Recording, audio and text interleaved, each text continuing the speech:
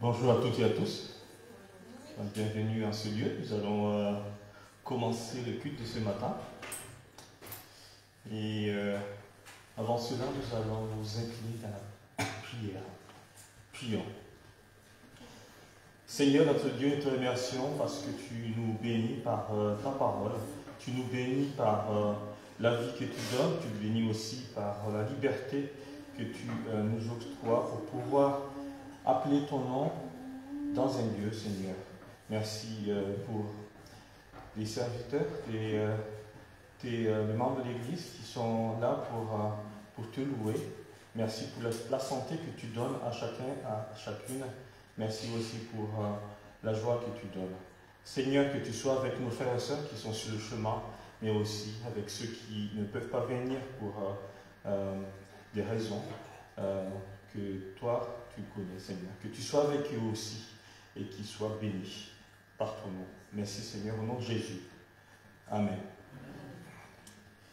Prenons le 236. Le 236 dans le recueil À toi la gloire.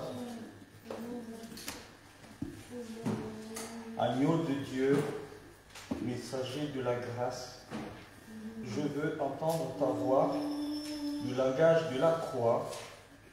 Pour toi, je suis livré, méprisé, maltraité, battu, meurtri, blessé, pour ton iniquité. Donc, agneau de Dieu.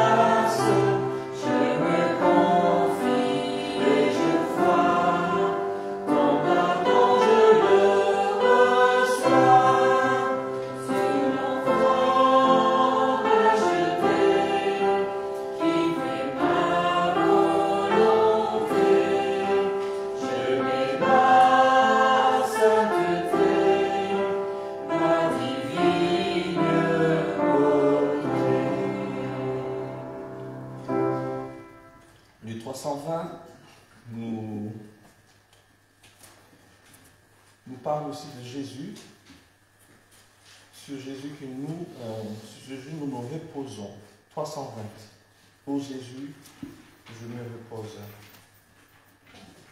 sur ce que je sais de toi. Quelle merveilleuse chose ton amour pour moi.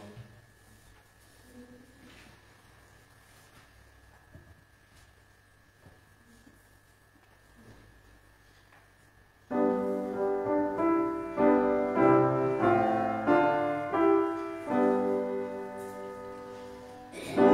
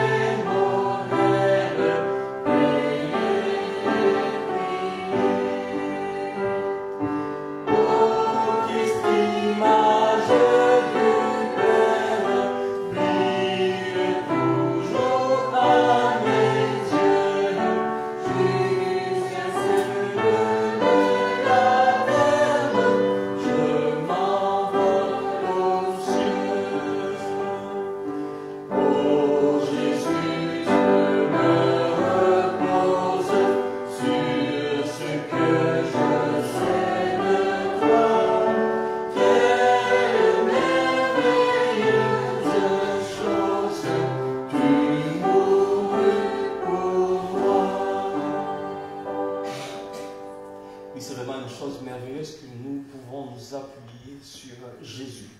Et nous pouvons nous appuyer sur Jésus. C'est lui que nous connaissons. Soyons sûrs de connaître Jésus. Dans Psaume 36,9, il est écrit « Il se rassasie de l'abondance de ta maison et tu les abreuves au torrent de tes délices. » Et oui, le troisième couplet nous parle de je me confie en toi et ne veux toute ma vie point d'autre faveur, car de toutes mes détresses ton sourire me guérit et de toutes tes promesses ma foi se nourrit. Donc c'est sur Jésus que nous abreuvons tous nos besoins, tous nos aspirations. Le 140 nous parle aussi de cette grâce éternelle. Ô Dieu de grâce, le 140, ô Dieu de grâce éternelle, le temps est proche où ton amour fera toutes choses nouvelles. 140. Prépare-nous pour ce grand jour, au vrai bonheur, tu nous appelles, ô Dieu de grâce éternelle.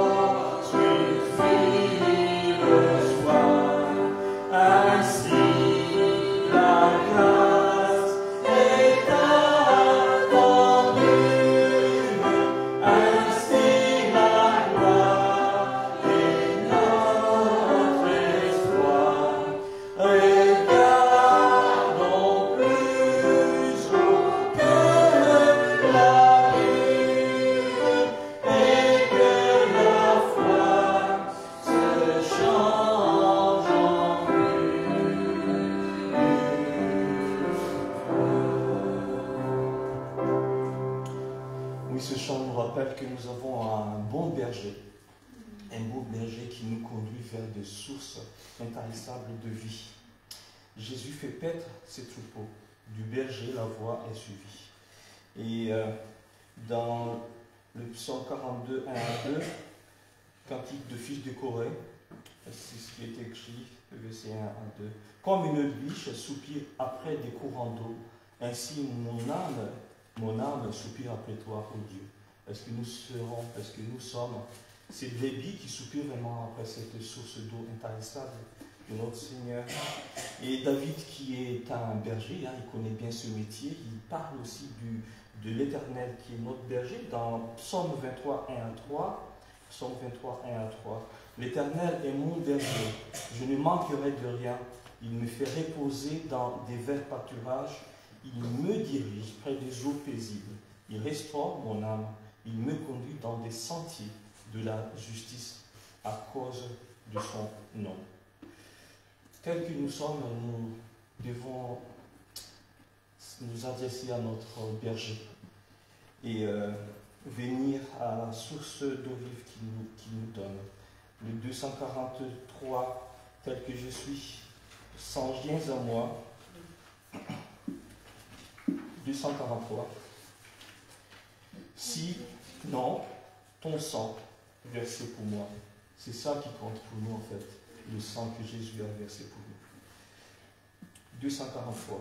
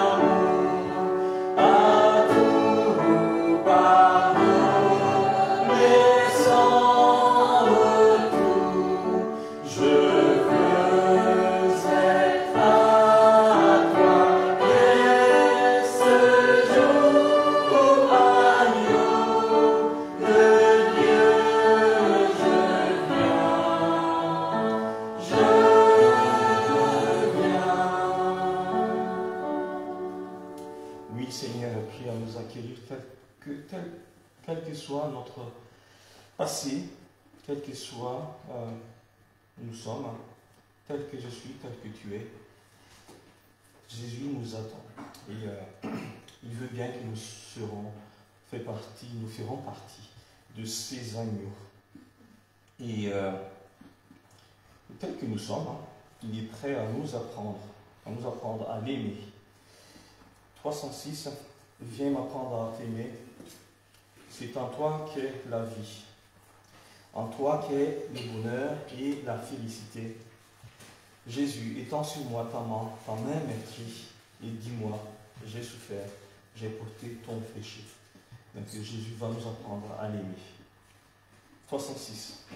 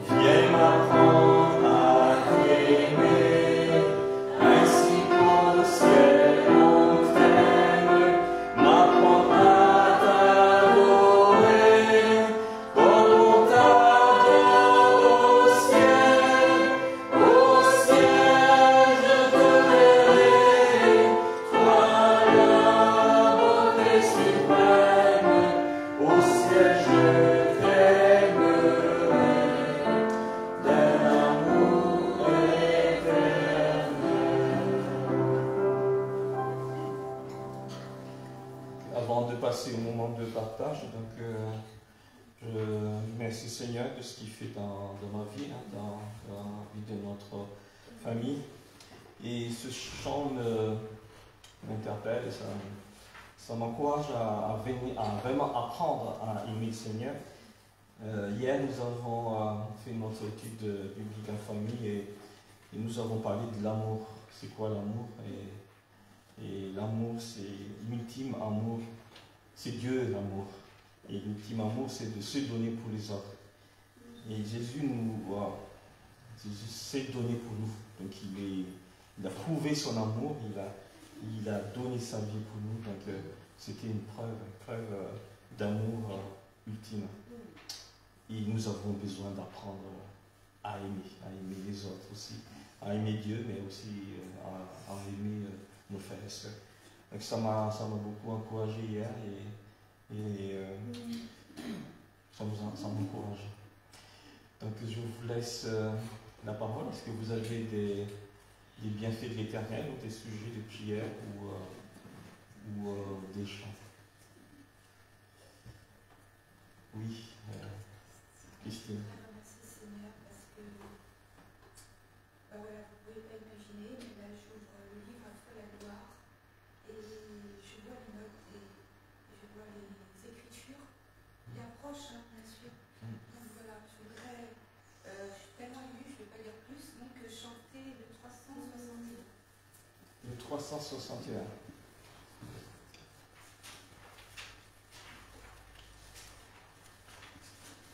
Quel bonheur de marcher avec lui.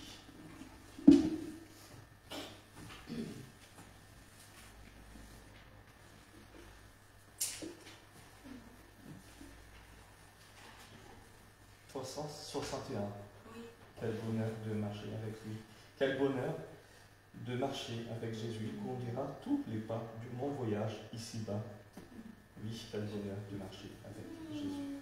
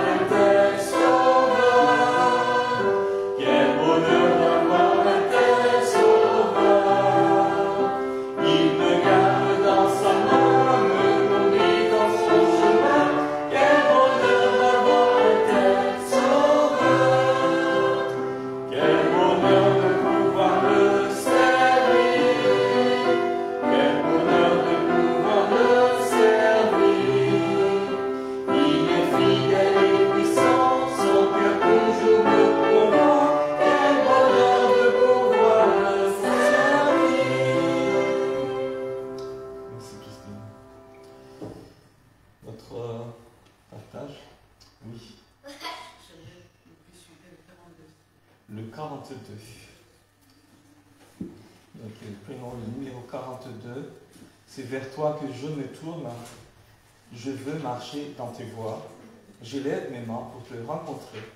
Mon cœur désire te chanter. 42.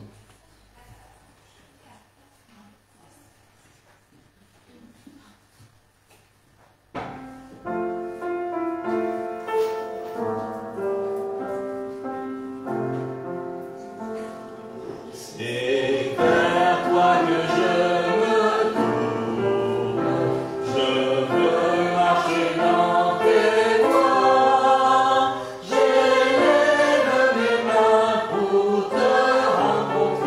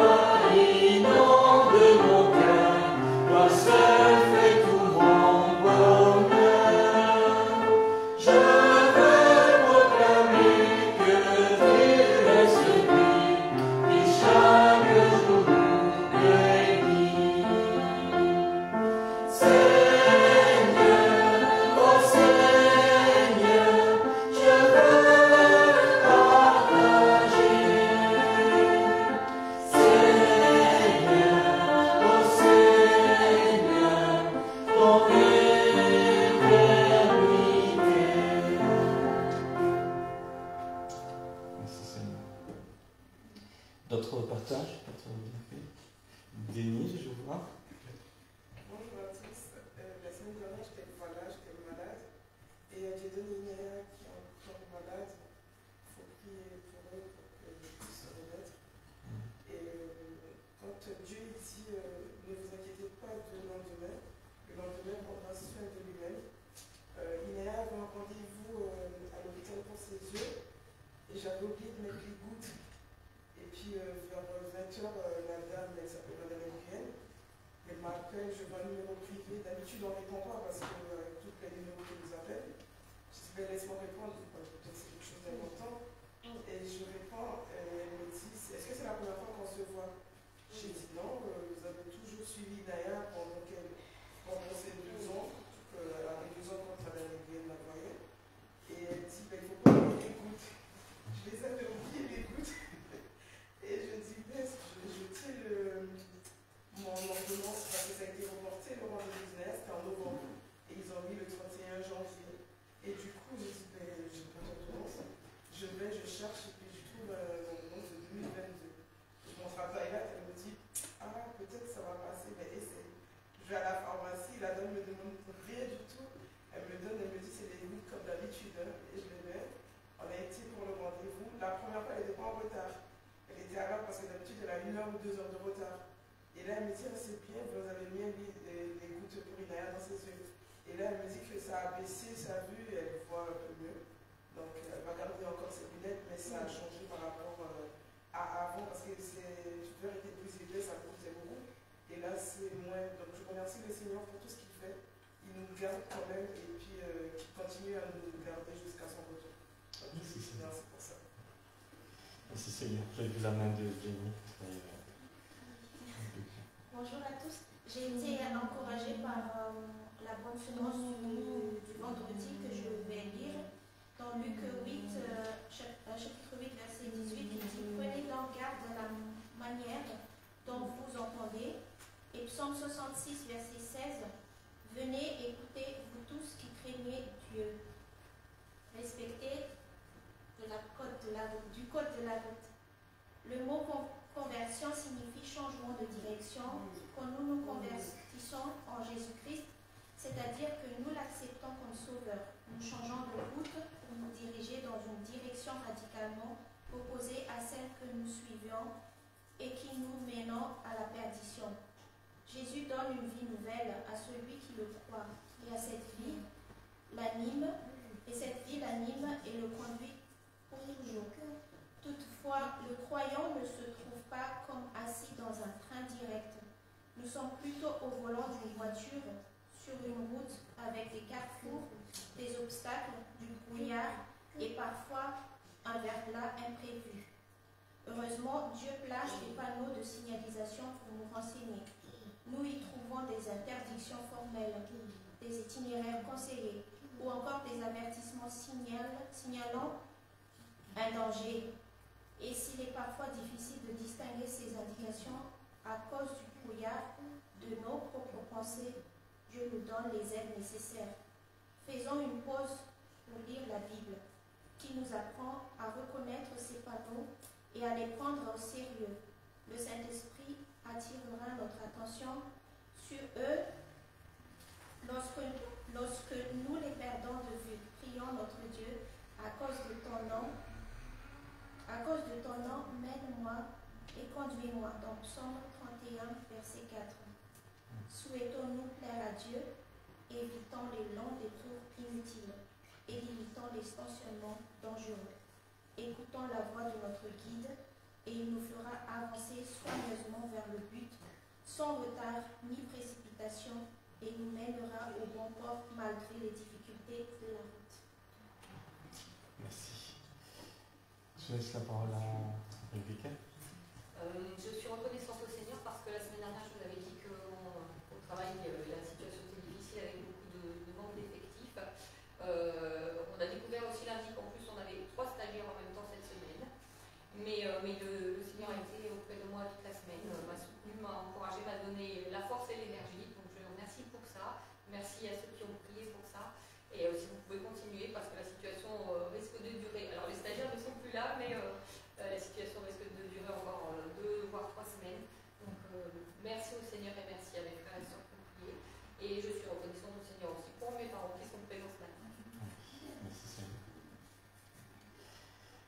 D'autres bienfaits de l'Éternel, des partages. Oui, Julie. Je remercie le Seigneur pour tout ce qu'il fait pour nous. Greg va bien aux États-Unis. Aujourd'hui, il va être dans une église où il va enseigner une étude biblique et aussi prêcher. Et la semaine prochaine, il sera dans une autre église, l'église qui était de ma belle-mère. Et il enseignera une classe aussi d'école du dimanche d'adultes. Il va bien. Et on peut remercier le Seigneur pour le réconfort de le connaître. Et oui, quand on sait que les siens connaissaient aussi le Seigneur, c'est un grand réconfort. Merci. Merci Seigneur. D'autres Denise? On va chanter le 119, s'il vous plaît. Le 119.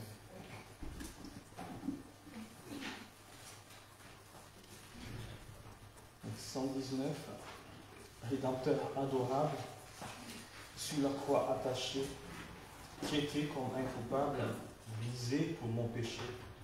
Ton angoisse suprême, ta douleur, ton tourment me disent, vois, je t'aime, j'ai appris ton châtiment. Donc 119.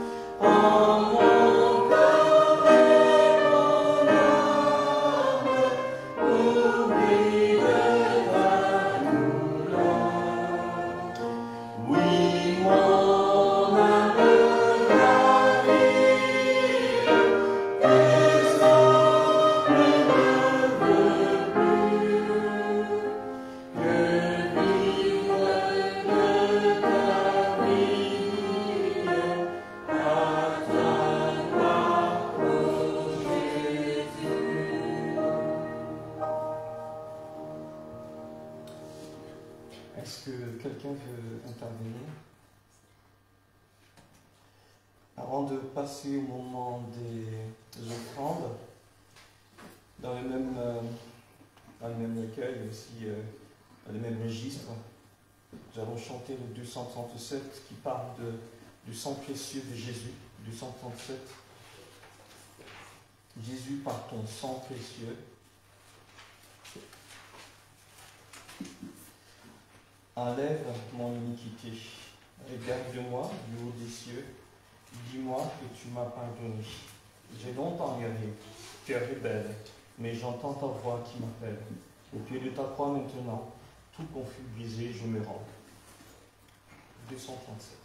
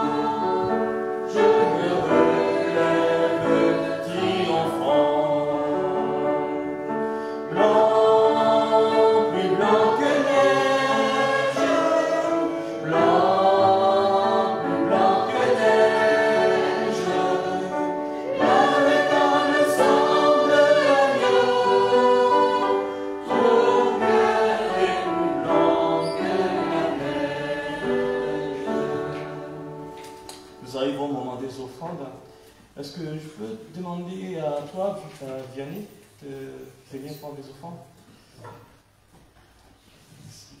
Et est-ce que tu peux prier pour les offrandes de Sabri? Merci.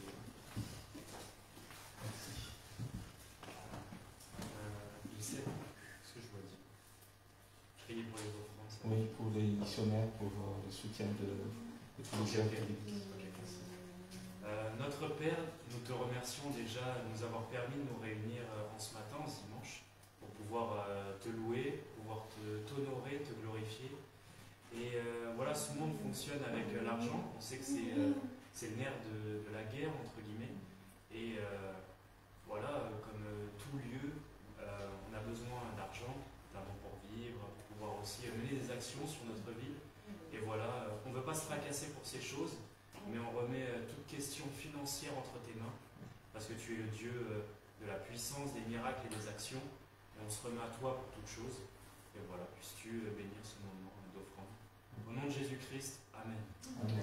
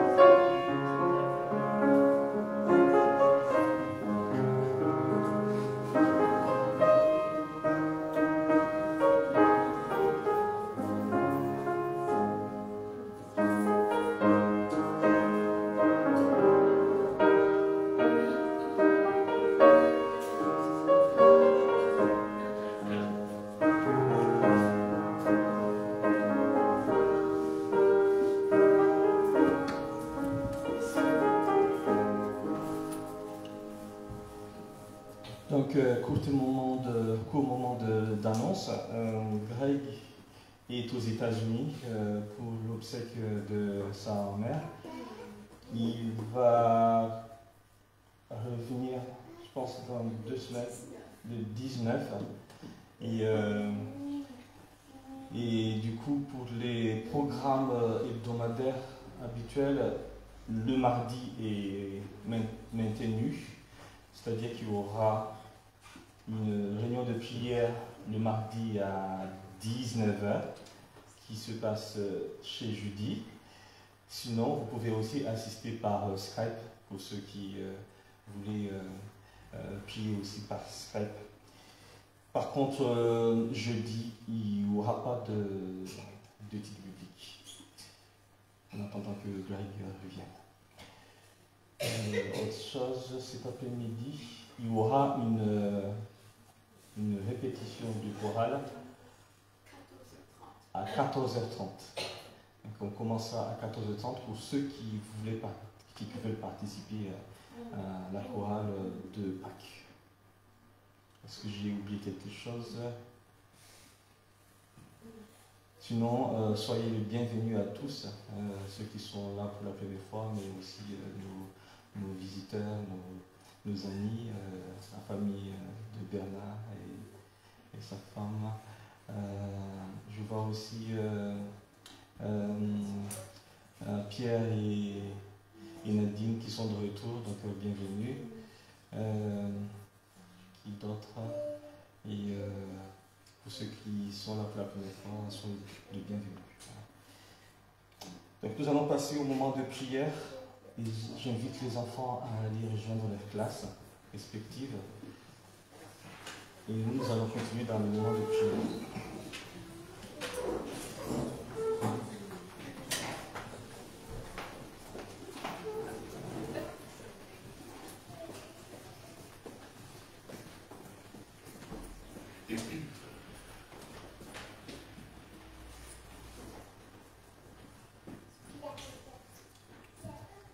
Donc passons quelques temps dans la prière. Prions. Seigneur, nous te remettons entre tes mains ton serviteur Greg qui est aux États-Unis pour cet événement. Seigneur, que tu accompagnes et tu le soutiens, Seigneur, que toutes les choses se passent selon ta volonté, que tu puisses faire toutes les démarches qui est nécessaire. Merci aussi, Seigneur, pour la vie que tu donnes, pour la liberté que tu donnes à chacun et chacune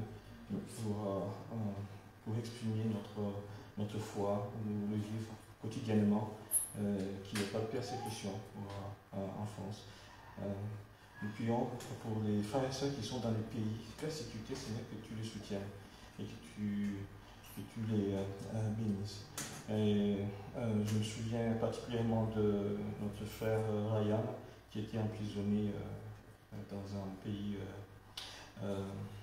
où il y a cette persécution en tant que missionnaire, que tu l'as libéré il y a 2 semaines et rentré sain et sauf. Celui aux États-Unis. Merci Seigneur pour cela. Nous prions aussi pour nos missionnaires, que tu les soutiennes, Seigneur, là où ils sont, pour tes œuvres. Merci. Au nom de Jésus. Amen. Seigneur, notre Père, nous voulons te remercier de nous avoir assemblés ce matin. Nous sommes peu nombreux ce matin, mais nous savons que tu es au milieu de nous comme tu l'as promis. Sois avec chacun dans ce culte, qu'il soit attentif et que son cœur soit tourné vers toi pour entendre les paroles de la Bible. Merci pour ce que tu as fait pour mes frères et sœurs, en particulier l'intervention de Christine qui a amélioré sa vue. Merci d'avoir été avec Denise aussi qui va mieux. Et soit encore avec ses enfants qui sont encore souffrants. Merci aussi pour ce que tu as fait pour le rendez-vous ophtalmo d'Inaya. Merci parce que nous savons que tu es à nos côtés, que tu nous soutiens, que tu nous encourages et nous pouvons toujours compter sur toi. Au nom de ton Fils Jésus. Amen. Amen.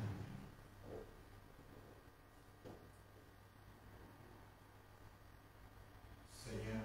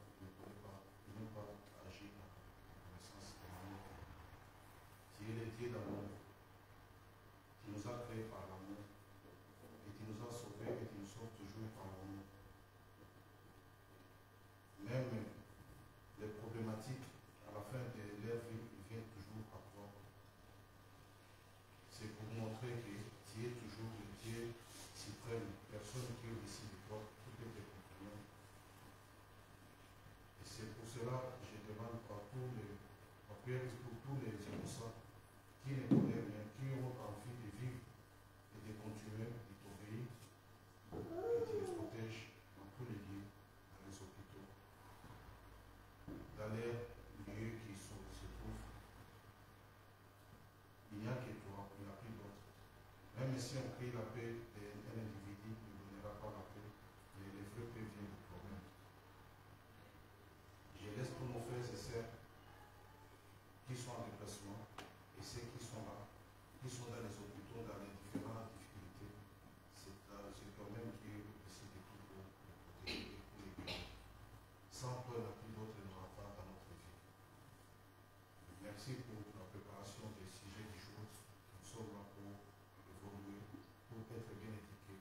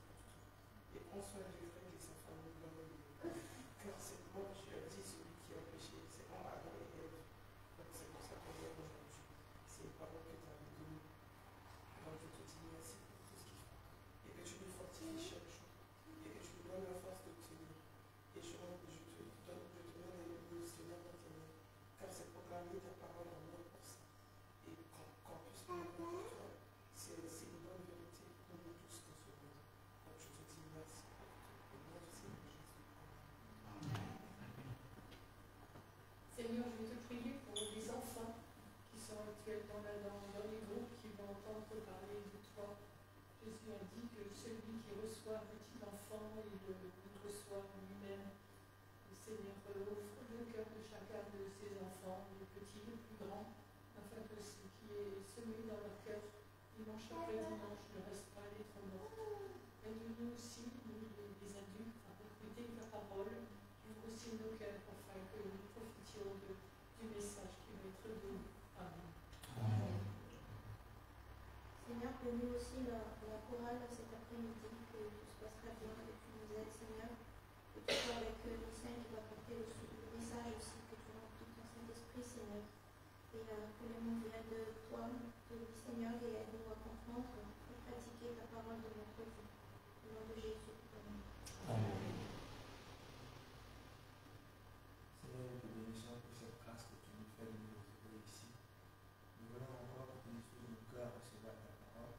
Nous te recommandons, Seigneur, ceux qui ne sont pas là. Seigneur, tu connais les raisons pour lesquelles. Nous prions que tu sois avec eux, que tu puisses les guider et les conduire. Nous te recommandons tous ceux qui souffrent, qui sont malades, Seigneur, qui soient pour toi, mais qui ne te connaissent pas. Nous voulons, Seigneur, que tu tournes ta face de Dieu, que tu touches le cœur de ceux qui ne te connaissent pas, et que tu les amènes à toi, parce que c'est toi qui donnes la vie. Seigneur, nous voulons encore payer ton Seigneur ce matin et glorifier ton Seigneur. Nous te recommandons également ton serviteur qui n'est pas là.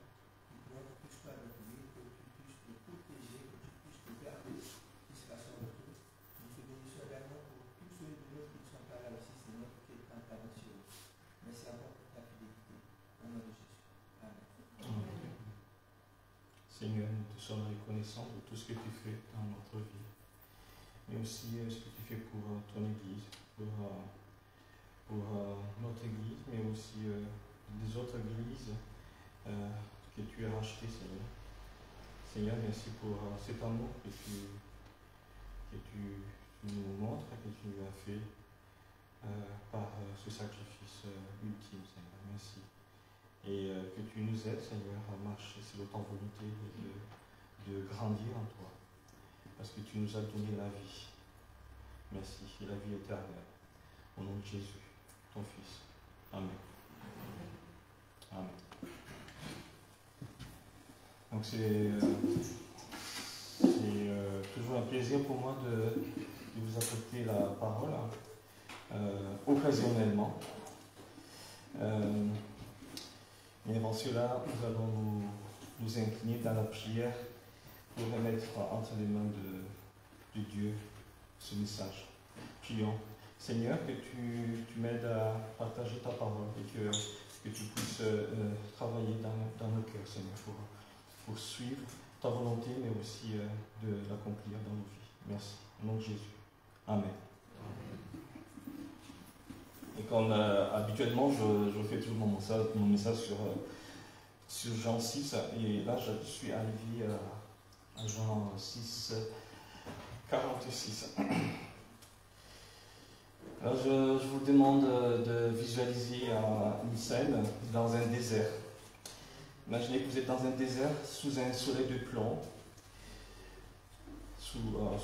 avec une soif insatiable, et de loin vous voyez quelque chose de un peu différent, et vous dites: ah, c'est la terre promise. C'est ce qu'a en fait vécu les enfants d'Israël quand ils sont sortis de l'Égypte. Ils ont aperçu la limite de la terre promise qui est Canaan. Et ce qui s'est passé, c'est qu'ils ont envoyé 12 espions à l'époque. L'histoire se trouve dans Nombre 13. Ils ont envoyé 12 espions, choisis parmi les princes, donc les meilleurs des princes. Et leur mission était d'explorer la terre et de voir il est comment cette terre que Dieu a promis. Ils étaient excités, j'imagine. Ils étaient fort intéressés d'aller faire cet espionnage. Et dans nos cultures actuelles, quand on va à la guerre, quand on fait des projets, il faut s'informer. C'est très important le renseignement, on va dire. Ils ont passé 40 jours en traversant vallées et escalader des montagnes, observer les villes et les villages. Et les moments de vérité arrivent. Et là, 10 parmi les 12 espions qui étaient envoyés ont saigné la panique. Parce qu'ils disaient, on a vu des géants, on a vu des villes fortifiées et nous sommes comme des sauterelles à leurs yeux. C'est ça leur rapport. C'était la panique. Mais heureusement, il y avait deux fidèles, des espions qui ont des avis différents. Eux, ils disaient, par contre, n'ayez pas peur. L'Éternel est avec nous, nous sommes capables de conquérir ce pays. Donc c'est des paroles de foi et d'encouragement. Mais malheureusement, c'est la loi de la démocratie peut-être, la majorité.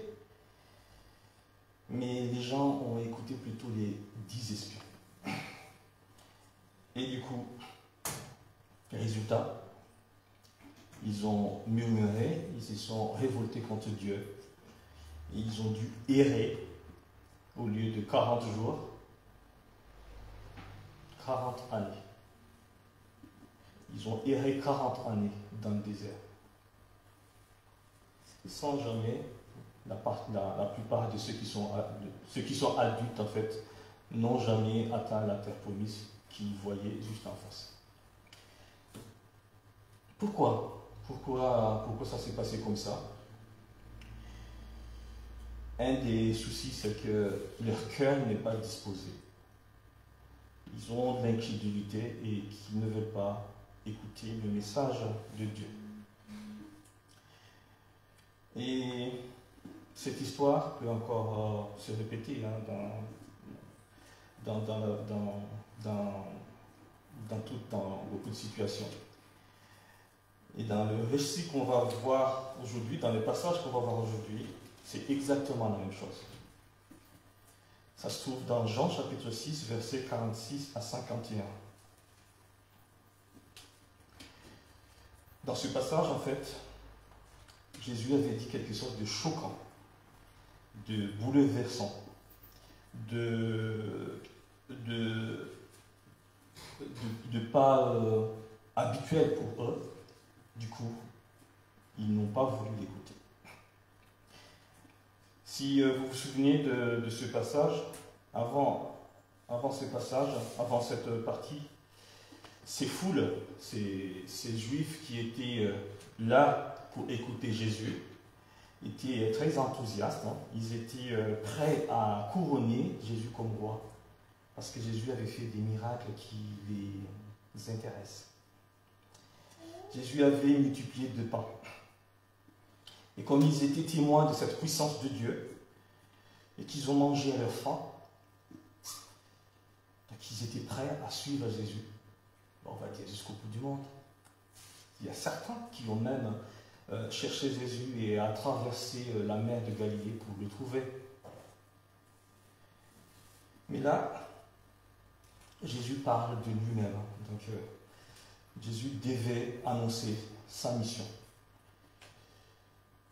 Jésus a annoncé que son royaume n'est pas de ce monde et qu'il a parlé de quelque chose de plus spirituel, d'une nourriture spirituelle. Et il a aussi parlé de le seul chemin qui permet d'aller vers Dieu. Et c'était le choc, c'était la division, c'était les murmures. Et même dans le verset 66, dans ce passage, certains de ses disciples l'ont abandonné. Est-ce que nous sommes différents de ces Juifs du 1er siècle? Est-ce que nous sommes prêts à écouter ce que Dieu nous dit? Est-ce que nos cœurs sont disposés? Et aujourd'hui, nous devons écouter, être enclin à comprendre le message de Jésus. Parce que nous allons voir trois parties. Parce que le message de Jésus, c'est lui-même. Il est le messager. Il est le messager ultime, envoyé par Dieu. Deuxième partie, c'est qu'il est le messager nourricier. Donc, il est le pain de vie. Et aussi qu'il est lui-même le message. Il est le message de transformation. Il est la vie éternelle. Donc lisons ce passage. Jean chapitre 6, versets 46 à 51.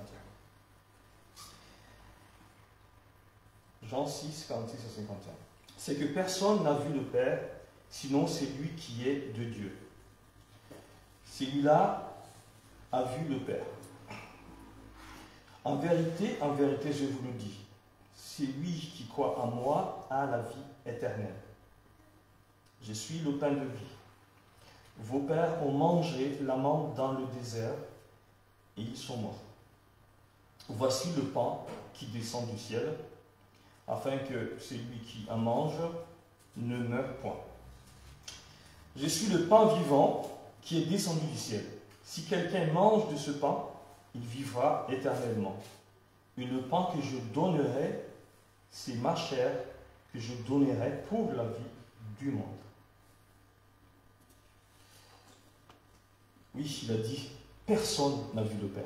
Donc, c'est une vérité que Jésus a confirmée. Hein. Personne n'a jamais vu Dieu. Et malheureusement, beaucoup de gens ne veulent pas croire en Dieu parce qu'ils n'ont pas vu Dieu. Et pour ce peuple juif qui a écouté Jésus à cette époque aussi, c'est une déclaration choc pour eux quand Jésus dit que personne n'a vu le Père, même Moïse, le grand Moïse qui suivait, n'a pas vu le Père. Parce que quand Dieu avait appelé Moïse, il a dit tu ne pourras pas voir ma face, car l'homme ne peut me voir et vivre. C'est dans Exode 22. Donc même Moïse, qui a transmis la loi, n'a pas vu Dieu. Mais Jésus, il a dit qu'il a vu Dieu. Dans Isaïe avait bien écrit cette vérité. Il dit que mes pensées ne sont pas vos pensées et nos voix ne sont pas vos voix.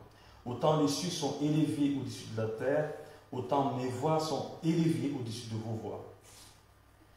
Et mes pensées au-dessus de vos pensées. Isaïe 55, 8 à 9. Donc ces voix sont tellement élevées que nous sommes incapables de le comprendre et de le saisir.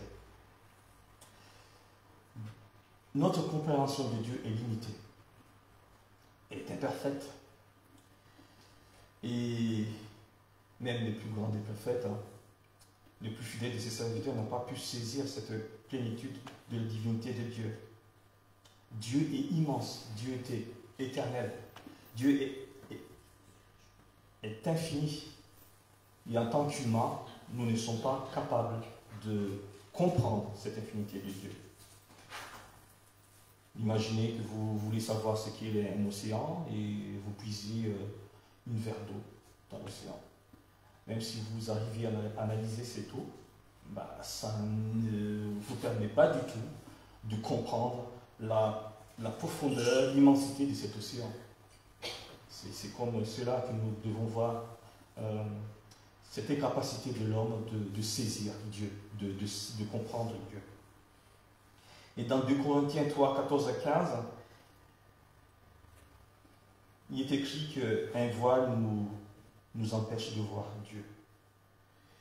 Et ce voile, c'est une voile de notre ignorance, cette voile de notre orgueil, mais aussi notre péché. Nous sommes des pécheurs. Donc, dans Romains 3, 23, nous affirme que nous sommes des pécheurs. Nous sommes impurs. Et Dieu, saint, ne peut pas accepter l'impureté.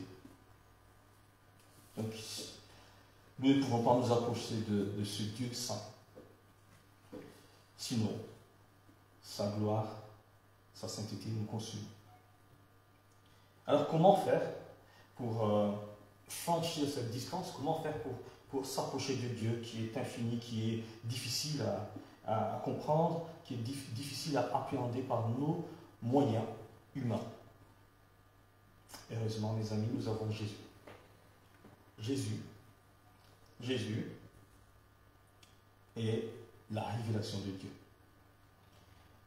Il a dit que celui qui est de Dieu, celui-là a vu Dieu. Jésus est de Dieu. Il a vu le Dieu, le Père. C'est en contradiction avec ce qu'il pensait. Il pensait que c'est un fils de Joseph. C'est ce qu'ils ont dit dans le verset d'avant. Ils ont vu grandir Jésus. Mais Jésus est Dieu. Jésus a vu Dieu. Il était avant qu'il était venu sur terre. Il existait déjà. Il était avec Dieu. Dans Jean 1, verset 1 jusqu'à 12, nous parle de cette nature, l'essence de Dieu, l'essence de Jésus, qui est Dieu, qui était avec Dieu. Il n'est pas un simple prophète comme Moïse et Élie, qui était envoyé par Dieu. Il n'est pas comme un simple enseignant, un rabbi de l'époque. Il est le Fils de Dieu. Il est Dieu lui-même. Même dans le verset 49, si vous avez lu, si vous pouvez lire, il dit que il ne se dit même pas descendant des ancêtres qui étaient morts dans le désert. C'est une contradiction en fait. Mais je ne suis pas un descendant de ces pères qui sont morts dans le désert. Parce qu'il parle de son origine divine. Il vient d'en haut. Il vient de Dieu. Il dit aussi qu'il est le chemin, la vérité et la vie. Dans Jean 14,6. Contrairement à ces espions qui étaient envoyés par le peuple d'Israël pour aller explorer la terre promise, Jésus n'est pas notre représentation. Il n'est pas la représentation. Il n'est pas le représentant des humains pour aller explorer Dieu. Il est Dieu qui s'est représenté en tant qu'homme pour venir nous sauver. C'est Dieu qui s'abaisse vers nous. Il a dit qu'il a vu le Père, dans Jean 14,9 aussi. Et il s'est dit que c'est moi la révélation de Dieu. C'est lui qui m'a vu, a vu le Père. En d'autres termes, si nous connaissons Dieu, en d'autres termes, si nous voulons connaître Dieu, il faut regarder en Jésus. Il est l'image parfaite de Dieu. C'est aussi ce qui est écrit dans Colossiens 1, 15. Et c'est lui, Jésus, le seul qui puisse nous révéler Dieu. Car c'est lui qui est le seul qui connaît Dieu parfaitement. Parce qu'il a vu Dieu. Tous les autres prophètes n'ont reçu que des messages de Dieu. Des paroles envoyées, révélées par Dieu. Mais Jésus, il a vu le Père.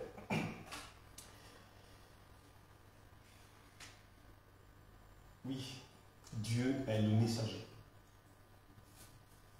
Jésus est le messager. Quel type de messager est-il? Quel genre de messager est-il? Est-ce qu'il est gardé sa gloire? Est-ce qu'il était un juge impitoyable? Est-ce qu'il était sévère? Est-ce qu'il était assoiffé de montrer son pouvoir? Non, non, Jésus n'a pas fait ça. Il était un messager qui s'est humilié. Il s'est humilié en devenant déjà humain. C'est une humiliation pour Dieu de devenir humain. L'incarnation est une humiliation pour Dieu. Dieu infini, éternel, devenir humain, faillible, fragile. Il est le Dieu créateur du monde. Il s'est dépouillé volontairement de sa gloire et de sa majesté pour prendre la forme d'un simple humain, d'un simple serviteur. Il est né dans une humble crèche. Là aussi, c'est incroyable. Et il a vécu parmi les pauvres et les humbles. Il a vécu en Galilée. Galilée, c'est une zone la moins prestigieuse d'Israël à l'époque. Mais il a accepté cette condition parce qu'il a une mission. Il s'abaisse même jusqu'à être insulté, à être humilié sur la croix, à être torturé, à souffrir en fait, pour moi et pour toi. Il est allé jusqu'à la croix, mort sur la croix pour nous sauver. C'est ça le messager. Il n'apporte pas seulement un message, mais il est lui-même le messager. Il est le message. Et pourquoi il a fait ça? Il a fait ça parce qu'il nous aime. C'est ce qui est écrit dans Jean 3,16. Et l'amour qui se donne, qui se livre, l'amour qui pardonne nos péchés, l'amour qui guérit nos blessures, l'amour qui console nos cœurs brisés, c'est ça l'amour qu'il a montré. Oui, dans Jean 15,13, il a dit qu'il n'y a pas plus grand amour que de donner sa vie pour ses amis. Et il l'a fait. Et dans Romains 5,8, il enfonce encore le clou. C'est l'apôtre Paul qui dit, il a fait ça quand nous étions encore pécheurs, quand nous avons encore été contre lui. Donc il n'attendait pas que nous sommes un peu mieux ou que nous comprenions qu'il nous aime. Non, il nous aime et il est mort pour nous sauver. Et c'est un don gratuit. C'est un cadeau immérité. C'est une grâce. C'est pour ça qu'on appelle ça une grâce. Nous n'avons rien fait pour mériter cet amour. Ce qui nous reste à faire, comme c'est un cadeau, c'est de le recevoir. Alors, est-ce que nous sommes prêts à écouter ce messager d'amour, qui était prêt à mourir pour nous? Ce messager qui s'est humilié, qui a quitté sa condition suprême pour venir nous aider. Et il a annoncé un message choquant pour les Juifs en fait. Il s'est dit lui-même le pain de vie. Je suis le pain de vie. Là, je ne sais pas si vous êtes dans la même situation que ces Juifs, mais ça paraît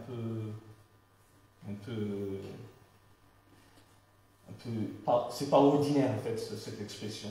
Je suis le pain. Mais il donne cet exemple, cette image, ce symbole, pour que tout le monde comprenne. Parce que le message de Dieu s'adresse au monde entier, que nous sommes éduqués, que nous ne sommes pas du tout éduqués, que nous sommes d'une culture différente. Quelle que soit notre culture, nous pouvons comprendre ce message. Je suis le pain. Nous comprenons ce que c'est le pain, parce que nous en mangeons tous les jours. Et Jésus ici fait aussi le contraste par rapport à ce que ces Juifs croyaient à une nourriture assez spéciale qui s'appelle la manne.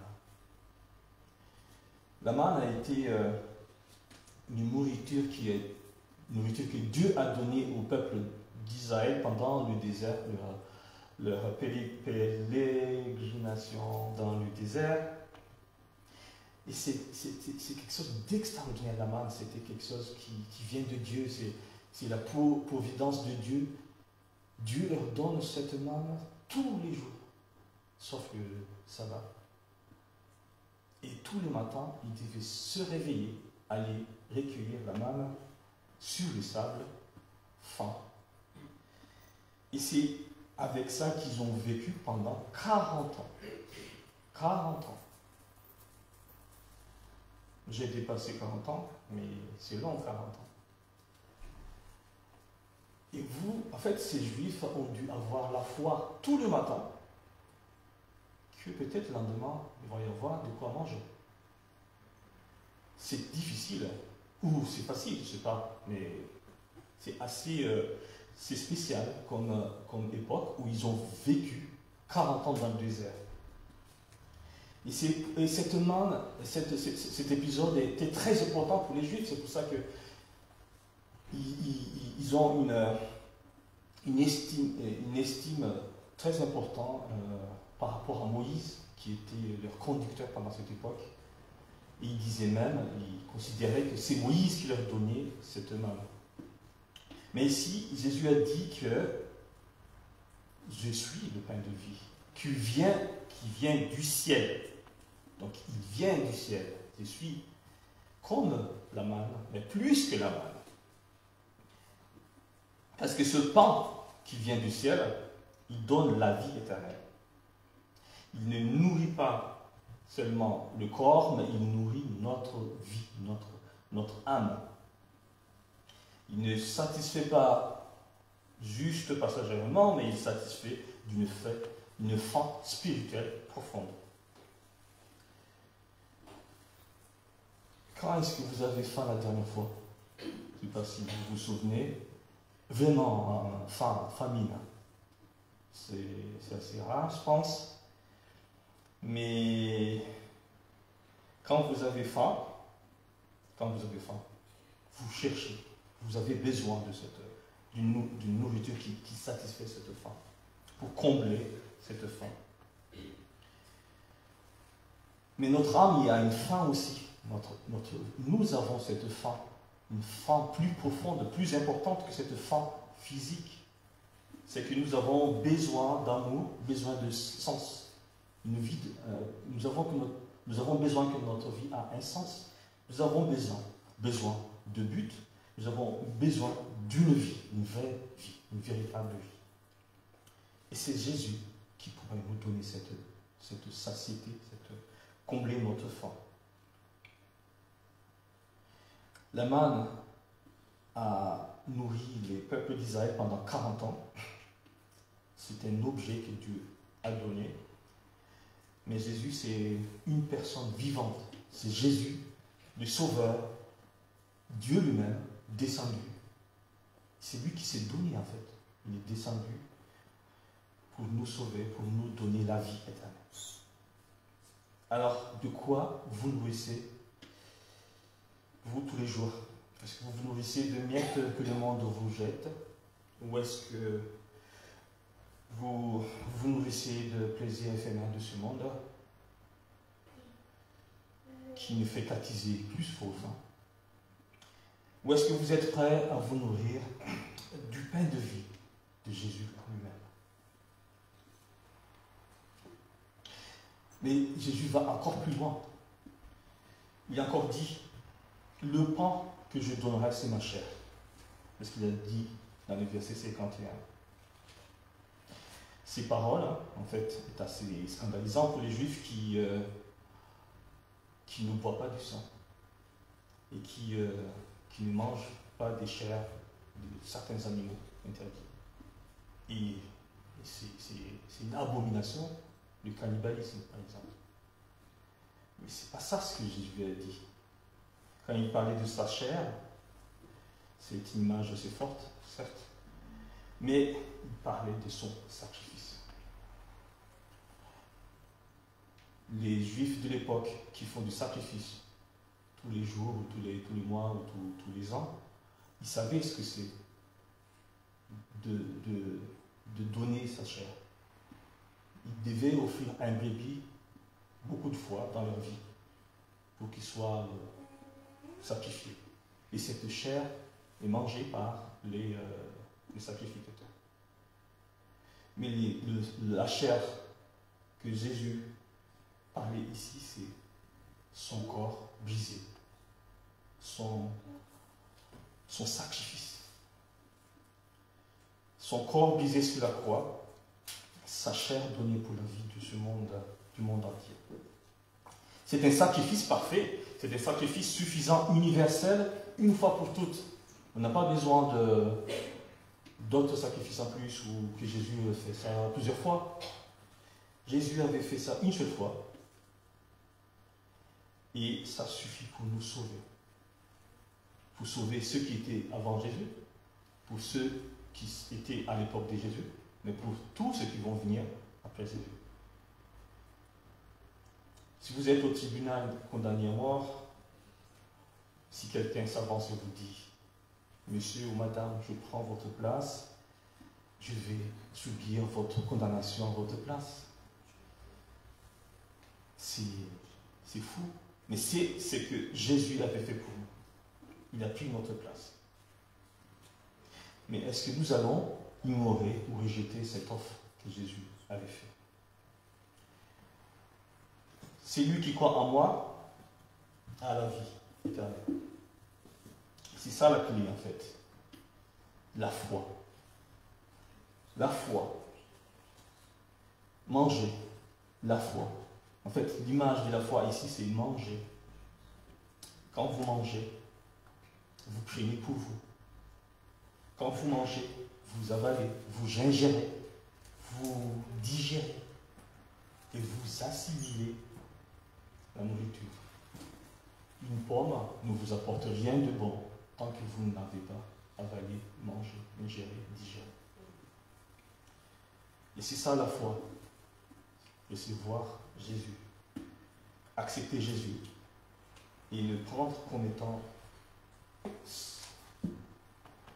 pour soi. Et l'image de manger, c'est aussi incroyable. Hein? C'est personnel manger. Je ne peux pas manger pour vous. Même si votre... Je ne sais pas si quelqu'un fait la cuisine. Il peut vous faire la cuisine, il peut vous faire préparer quelque chose, mais il ne peut pas manger à la place de l'autre personne. C'est personnel. Notre foi est personnelle.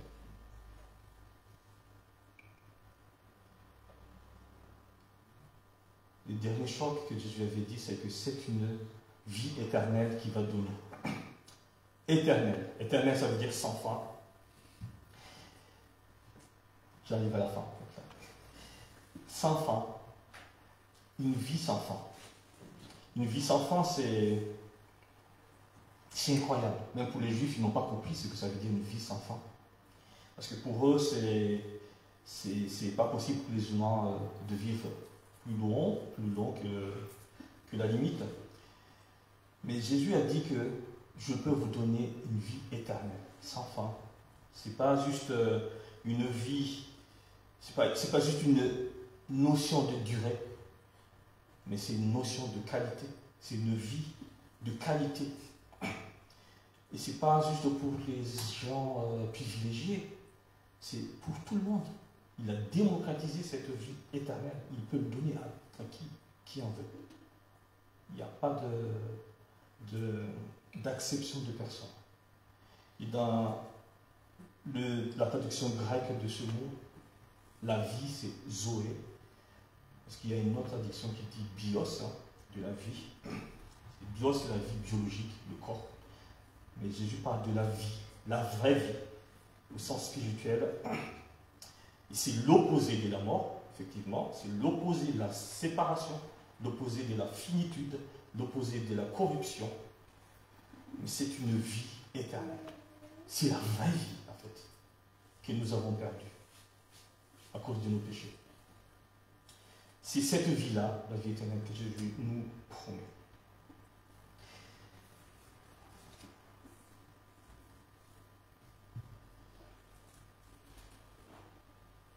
Pour avoir cette vie,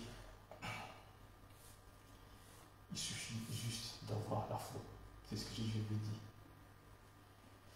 Je donne la vie à celui qui croit en moi. Il faut le manger, il faut le prendre pour soi. Il faut l'accepter. C'est pour ça que c'est important d'être disposé face au message de Dieu, le message de Jésus, notre messager ultime qui nous apporte la vie et la vie éternelle. Donc je vous invite à le prendre, ce pain, à le digérer, à le dévorer. Prions. Seigneur, merci parce que tu nous aimes. Tu es venu sur terre pour nous sauver. Tu t'es livré sur la croix pour nous sauver. Et c'est un don gratuit que nous pouvons tous recevoir. Que tu sois avec nous pour marcher selon ta volonté et que nous puissions aussi partager ce pain, cette espérance, cette victoire sur la mort, que nous avons cette espérance d'une vie éternelle avec toi et que cette vie commence maintenant pour toi. Merci Seigneur. Au nom de Jésus. Amen.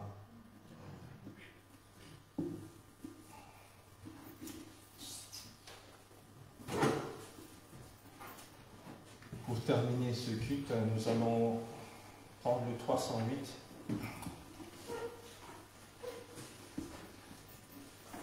pour voir Jésus. C'est notre vœu suprême, le contempler dans toute sa beauté, voir son front le brillant diadème de son amour et de sa sainteté.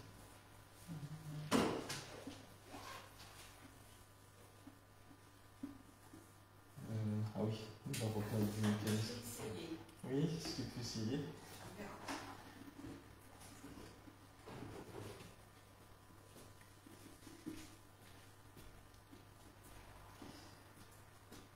Oh, voir Jésus, entendre sa parole, goûter en paix son message divin, laisser agir l'esprit qui seul console et réjouit le cœur du pèlerin.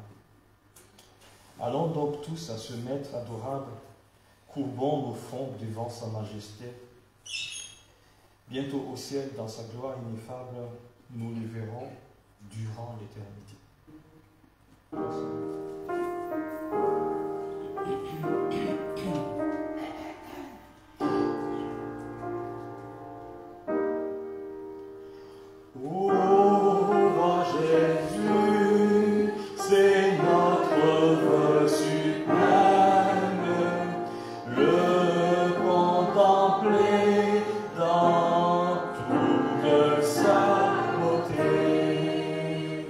Vois sur son